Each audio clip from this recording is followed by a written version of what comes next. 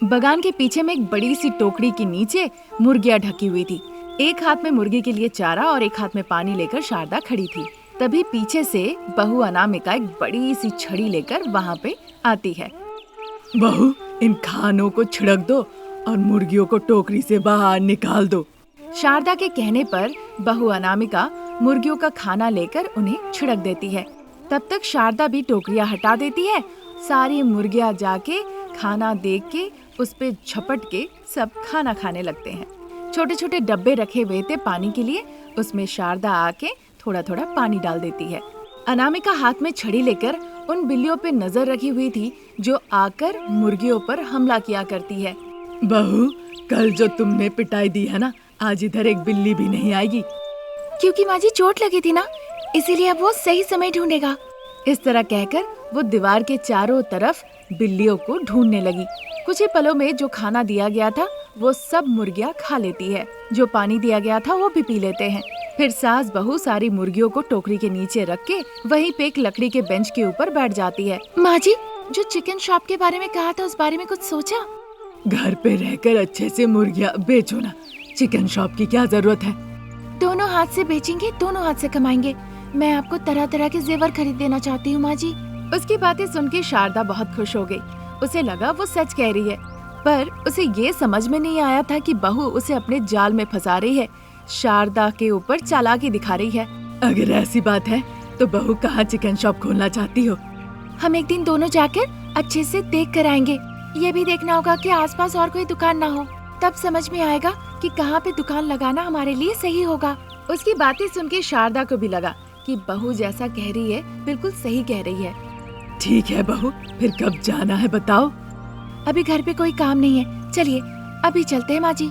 इस परिकल्पना के बाद अनामिका और शारदा दरवाजे पे ताला लगाती है और दोनों निकल जाती है। चलते चलते वो बस स्टैंड तक पहुँच जाती है। वहाँ बस स्टैंड में वो चारों तरफ घूम के देखती है। वहाँ पे हर तरह की दुकानें थी। सास बहू जाके एक आइसक्रीम दुकान के पास रुकती है। फिर उस दुकान के अंदर जाके सास बहू एक एक आइसक्रीम लेके वहीं पे बात करने लगती है। बहू, यहाँ पे तो बहुत मुर्गियों की दुकान है, अगर यहाँ पे हम दुकान लगाए तो क्या वो चलेगा? निवेश का पैसा भी वापस आएगा क्या? सासू माँ, इतना मत सोचिए। अभी हमें कुछ ऐसा करना होगा ताकि सभी लोग हमारे दुकान खुद ब खुद आए, तभी तो जाके माँ जी हमारा सोना खरीदने का सपना पूरा हो पाएगा। वही तो बहू, मैं उस सोने के बारे में ही सोच रही हूँ। ठीक है, जैसा तुम कहोगी वैसा ही होगा। तुम जो कहोगी मैं वैसा ही करूँगी। इस तरह सास बहू चर्चा करती है। फिर आइसक्रीम खा के दोनों घर लौट जाती है। शारदा घर का काम करने लगती है और बहू खाना पकाने लगती है।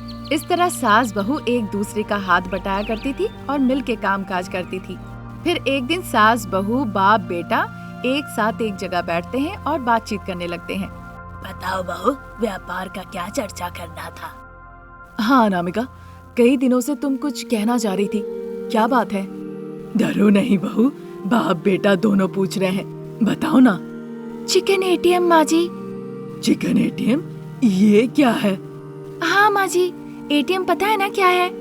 जब भी हमें पैसे निकालने होते हैं हम कार्ड डालते हैं और पैसे निकल आते हैं। हाँ माँ जी, जैसे ही हम कार्ड डाल के पैसे लिखते हैं वैसे उतने पैसे निकल आते हैं।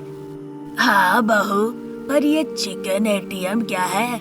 चिकन एटीएम का मतलब ये है जब जिसे जितना चिकन चाहिए उतना चिकन लिखकर पैसे डालेगा और पैसे डालते ही उसे उतना चिकन बाहर मिल जाएगा। अरे वाह रे वाह अनामिका, ये तो बहुत अच्छा है। पर जब वहाँ पे इतने सारे चिकन की दुकान है, लोग हमारे यहाँ पे क्यों चिकन लेने आएंगे? ऐसा खास क्या है हमारे में जो हमारे पास लोग आए? अच्छा सवाल किया आपने। आज के डेट में कौन बैंक जाता है बताइए? जिसे भी पैसों की जरूरत होती है वो पास के ही एटीएम में पैसे लेने के लिए जाते हैं कि नहीं? जब वो कह रही थी शारदा बड़े ध्यान से उसकी बातें सुन रही थी। ये चिकन एटीएम मशीन भी बिल्कुल उसी तरह का होगा। चिकन लेने के लिए उन्हें अपनी गाड़ी से दूर नहीं जाना होगा, ना ही उन्हें लंबी लाइन में लगना होगा, ताकि उनके लिए आसानी हो।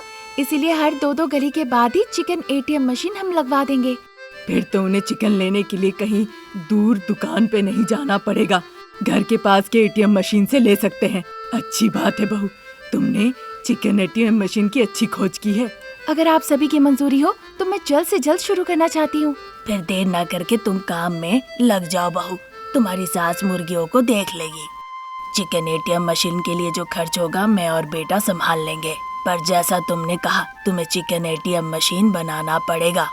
प्रसाद, शारदा, रमेश के मंजूरी पर अनामिका जल्द से जल्द एक अच्छा दिन देखकर चिकन एटीएम मशीन बनाने के काम में लग जाती है। दिन रात मेहनत करके वो एटीएम मशीन को तैयार कर लेती है। उस एटीएम मशीन को देखकर सभी को बहुत पसंद भी आता है। सभी ने अनामिका की बहुत प्रशंसा की। फिर देर न करते हुए जहाँ लोगों की भीड़ होती है वहाँ वो शुरुआत कर देते हैं।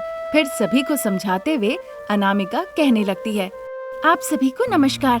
अब चिकन के दुकानों के सामने लाइन में खड़े होने की कोई झंझट नहीं है। हमने आपके लिए बनाया है चिकन एटीएम मशीन। अनामिका के ऐसे कहते ही वहाँ पे लोगों की भीड़ जम जाती है। वहाँ पे आए सभी लोग बड़े आश्चर्य होके उस एटीएम मशीन को देखने लगे। जितना हमें चिकन चाहिए पहले वहाँ का बटन दबाना है, फिर ये पैसे मांगेगा। जैसे पैसे देंगे वैसे ही आपका चिकन आपको मिल जाएगा। इसके बाद अनामिका ने सासू माँ से बोहनी करवाई। शारदा इस बात से बहुत खुश हुई। फिर सास बहू वहीं पे चिकन एटीएम मशीन रख के वहाँ से चली जाती है। फिर जैसे ही सास बहू को संदेश मिला कि चिकन खत्म हो गया है, सास बहू चिकन तैयार करती है। फिर एक डब्बे में रखकर चिकन मशीन को खोलती है और उसके अंदर उसे रख देती है। ऐसे ही दिन गुजर रहे थे। बहू के बनाए चिकन एटीएम मशीन से उन्हें बहुत मुनाफा होने लगा और वो इस बात से बहुत खुश हुए। फिर जैसा अनामिका ने वादा किया था अपनी सासू माँ से, पैसे कमा के वो सासू माँ के लिए गहने ले आती है। उन गहनों को सासू माँ को दिखाती है, जिससे शारदा बहुत खुश हो जाती है। आज की कहानी यहीं तक। नई कहानी लेके जल्द हाजिर होंगे। नमस्कार। पूजा करने के लिए अनामिका बगीचे में जाकर फूल तोड़ती है। तब तक शारदा वहाँ आती है और बगीचे में रखा खटिए पर जाके बैठ जाती है। अनामिका जो फूल तोड़ रही थी, फूलों के बगान के बीच सासू माँ को बैठे हुए देखकर वो बहुत ज्यादा घबरा जाती है। अरे माँ जी, आप यहाँ क्यों आ गई? आप कमरे में रहती ना। अगर कुछ आपको चाहिए तो मैं लाके देती। आप मुझे कह सकती थी ना। कितनी देर अपने कमरे में बैठूं बहू, मुझे भी तो ताजी हवा चाहिए, इसीलिए फूलों के बगान में आके मैं बैठ गई। अरे माँ जी, आपको अस्थमा है, आप इस तरह बाहर नहीं आ सकती। धूल अंदर जाएगा तो आपको तकलीफ होगी। चलिए मेरी बात सुनिए, अंदर चलिए। मैं थोड़ी देर बैठ के फिर अंदर जाऊंगी। थोड़ी देर बैठने से कुछ नहीं होगा। ठीक है माँ जी, अस्थमा का इनहेलर लाइए साथ में। नहीं बहू, तुम ही तो रखती हो, मुझे पता नहीं कहाँ पे है। ऐसा मत कहिए माँ जी, आपको हमेशा अपने साथ रखना होगा। पर वो है कहाँ? कुछ नहीं होगा बहू, तुम इतनी परेशान मत हो। हमें पता नहीं माँ जी, कब क्या हो जाए। हमेशा सतर्क रहना चाहिए। पर कहाँ गया आपका वो इनहेलर?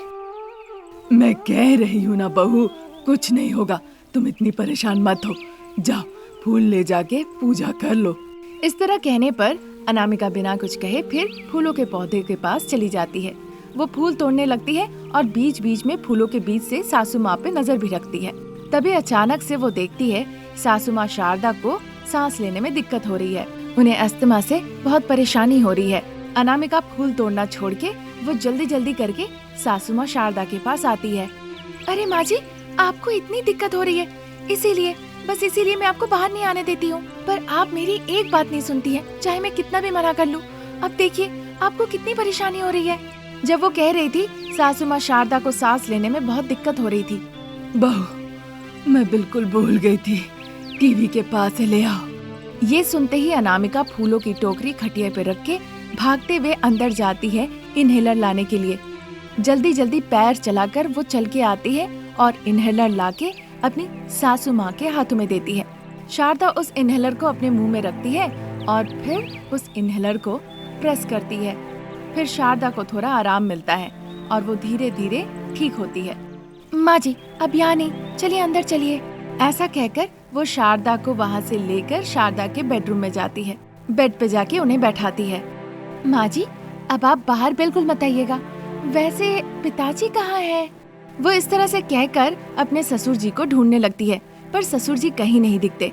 थोड़ी देर में रमेश प्रसाद को कमरे में ले आता है। प्रसाद के हाथ में भी एक इनहेलर था। आप पिताजी को कहाँ ले गए थे? आपको पता है ना कि पिताजी को भी अस्थमा है। इसीलिए तो हाथ में अस्थमा का इनहेलर लेके उन्हें बाहर लेकर गया था। बस थोड़ी देर के लिए बाहर ले गया था और फिर वापस ले आया।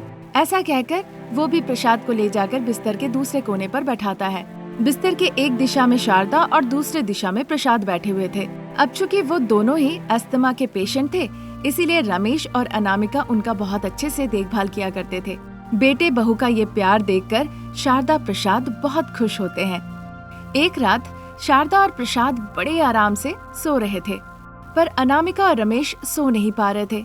वो दोनों शारदा और प्रसाद के अस्थमा अटैक के बारे में चर्चा करने लगे। अनामिका, हम माँ पिताजी को लेकर इतना परेशान हो रहे हैं, पर तुम मछली दवाई जानती हो ना, जो तुम्हारे पिताजी दिया करते हैं।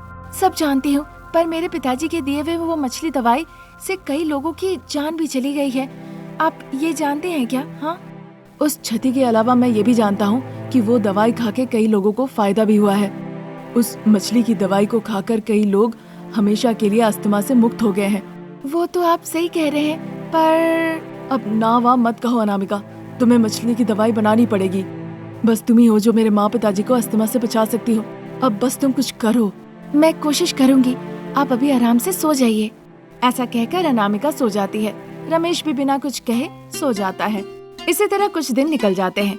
अनामिका उसके पिताजी के लिखे हुए कुछ किताबें पढ़ती है और उससे मछली की दवाइयाँ बनाती है। फिर वो ले जाके रमेश को दिखाती है। रमेश देखकर बहुत खुश हो जाता है। देखिए जी, आपके कहे मुताबिक मेरे पिताजी के लिखे हुए किताब पढ़ के मैंने दवाई बनाई है। फिर देर किस बात की अनामिका, माँ पिताजी को ये दवा दे दो। ये दवा लेके उन्हें अस्थमा से राहत मिलेगी। ऐसा कहने पे अनामिका चुपचाप अपना सर झुका के खड़ी रहती है। क्या हुआ अनामिका, तुम इस तरह चुप क्यों हो गई?